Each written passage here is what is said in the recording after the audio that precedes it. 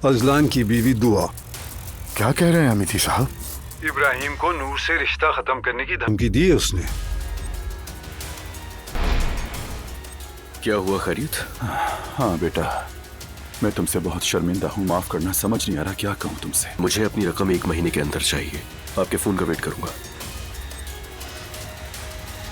दुआ साहिबा ने ये सब अकेले नहीं किया। इब्राहिम साहब का पीछा करने वाला मैं थे।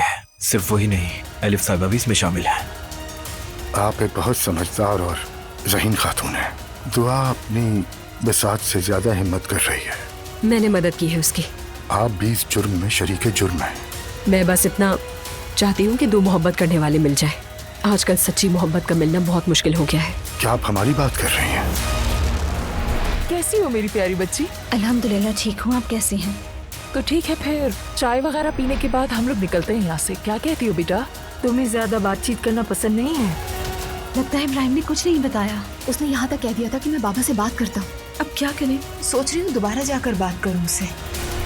तुम दोनों को मैंने यहाँ बिना वजह तो बुलाया नहीं है। बताओ लड़ाई क्यों हो रही थी?